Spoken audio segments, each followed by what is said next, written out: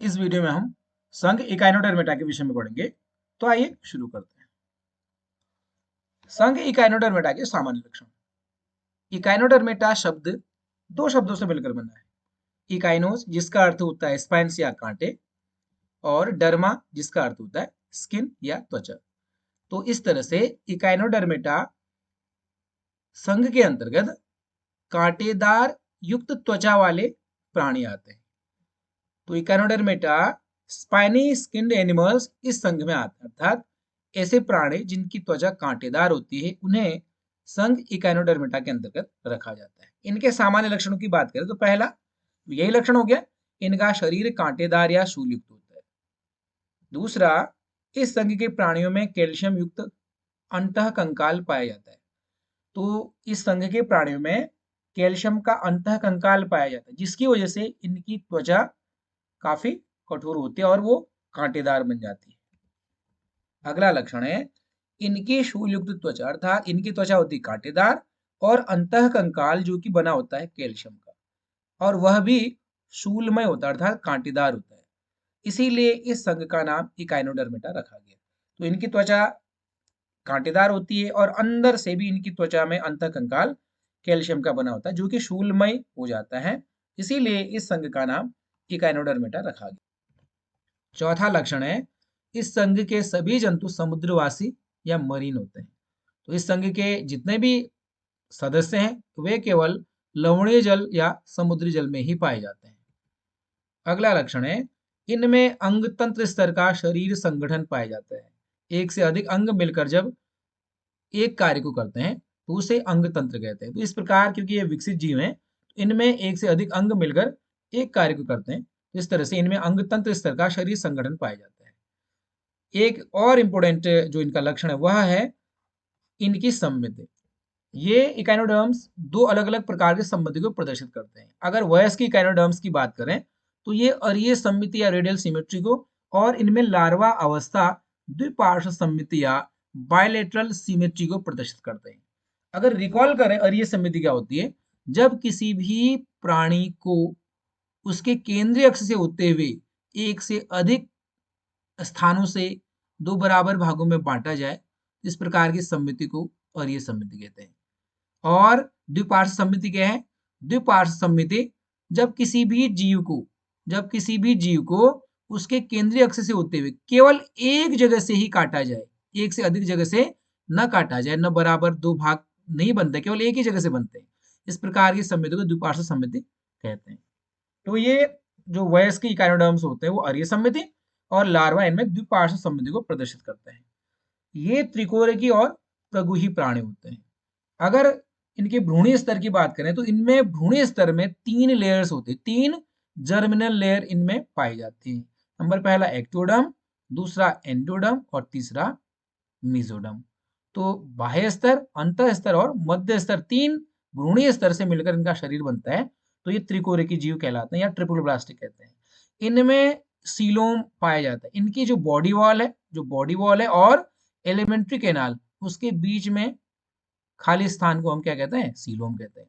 इनमें सीलोम उपस्थित होता है जो कि मीजोडर्म से लेबल्ड होता है, मीजोडर्म से आच्छादित होता है। तो इनमें सीलोम पाए जाते हैं, इसीलिए इन्हें प्रगुही प्राणी या सीलोमेट कहते हैं। और इनमें भ्रूणीय स्तर में 3 लेयर्स पाए जाते हैं, एक्टोडर्म, मीजोडर्म और एंडोडर्म, इसीलिए इन्हें त्रिकोणिकी या ट्रिप्लोब्लास्टिक कहते हैं। ये भी इंपॉर्टेंट पॉइंट है। और एक और लक्षण है मुख अधर तल पर एवं मलद्वार पृष्ठ तल पर होता है। जैसे एग्जाम्पल के लिए इसमें अगर स्टार फिश की बात करें, इसमें ये अगर ये इसको मानिए आप डोर्सल साइड, ये वेंट्रल साइड, इस प्रकार से अधर तल पर मुख होगा और जो पृष्ठ तल होगा, पृष्ठ तल या डोर्सल साइड, वहां पर इनमें मलद्वार या एनस प्रेजेंट होगा। अगला लक्षण है इनमें पूर्ण पाचन तंत्र पाया जाता है। पाचन तंत्र दो प्रकार के हमने पढ़े थे, अगर रिकॉल किया जाए। एक होता है अपूर्ण पाचन तंत्र, जिसमें मुख और गुदा दोनों एक ही ओपनिंग के द्वारा होता है, एक उसी ओपनिंग के द्वारा भोजन को ग्रहण किया जाता है और मल का त्याग किया जाता है। लेकिन पूर्ण पाचन तंत्र में मुख और गुदा, एक तरह से देखा जाए तो माउथ और एनस दो अलग अलग ओपनिंग के द्वारा होता है। एक ओपनिंग के द्वारा भोजन को ग्रहण किया जाता है और दूसरे के द्वारा मल को त्यागा जाता है। तो इनमें पूर्ण पाचन तंत्र पाया जाता है। अगले कैरेक्टर्स की बात करें तो ये मोस्ट इंपोर्टेंट कैरेक्टर है। This is most important character. इनमें जल संवहन तंत्र या वाटर वेस्कुलर सिस्टम पाया जाता है, जो कि इस संघ की विशिष्टता है। और यह जल संवहन तंत्र क्या करता है? गमन, भोजन को पकड़ने और श्वसन में सहायक होता है। तो जल संवहन तंत्र या वाटर वेस्कुलर सिस्टम किस संघ की विशिष्टता है या विशेष लक्षण है किस संघ का? इस तरह से क्वेश्चन पूछा जाता है। जल संवहन तंत्र या वाटर वेस्कुलर सिस्टम संघ इकाइनोडर्मेटा का विशिष्ट लक्षण है, जो कि इस संघ के जीवों में गमन अर्थात एक स्थान से दूसरे स्थान तक मूवमेंट के लिए, भोजन को ग्रहण करने के लिए और श्वसन में सहायक होता है, श्वसन क्रिया में भी सहायक होता है। तो इस तरह से जल संवहन तंत्र काफी महत्वपूर्ण एक लक्षण है जो कि अक्सर पूछा जाता है। अगर उत्सर्जन की बात करें, इस संघ के जीवों में स्पष्ट उत्सर्जन तंत्र का अभाव होता है। तो इस संघ में के जो सदस्य होते हैं उनमें उत्सर्जन तंत्र नहीं पाया जाता है। इनमें नर एवं मादा पृथक होते हैं तथा लैंगिक जनन इनमें पाया जाता है। जो नर और मादा है वो अलग अलग शरीर में उपस्थित होता है, अर्थात नर और मादा पृथक होते हैं, अर्थात ये क्या है? एक लिंगी जीव होते हैं और इनमें लैंगिक जनन पाया जाता है। मेल गैमेट और फीमेल गैमेट के फ्यूजन से जाइगोट का जो निर्माण होता है, इस प्रकार के जनन को हम लैंगिक जनन कहते हैं और जो कि इस सदस्य के जीव में या इस संघ के सदस्यों में पाया जाता है। अगला लक्षण है, इनमें निषेचन सामान्यतः बाह्य होता है। तो अधिकांश जलीय जीव होते हैं, क्योंकि ये भी जलीय जीव हैं जो कि समुद्री जल में पाए जाते हैं, तो इनमें निषेचन सामान्यतः बाह्य होता है, अर्थात नर युग्मक और मादा युग्मक मेल एंड फीमेल गैमेट जो हैं वह जल में फ्यूज होते हैं, जल में उनका संलयन होता है, निषेचन जल में होता है। इस प्रकार शरीर के बाहर निषेचन को बाह्य निषेचन कहते हैं। तो इनमें बाह्य निषेचन सामान्य रूप से पाया जाता है। अगर परिवर्धन की बात करें, इनमें अप्रत्यक्ष परिवर्धन तथा मुक्त प्लावी लार्वा अवस्था द्वारा होता है। इनमें अप्रत्यक्ष परिवर्धन पाया जाता है जो कि मुक्त प्लावी या जो फ्री लिविंग जो लार्वा अवस्था उसके द्वारा पाया जाता है। तो अगर सीधे ही जो भ्रूण है वयस्क में परिवर्तित होता है तो उसको हम प्रत्यक्ष परिवर्धन कहते हैं।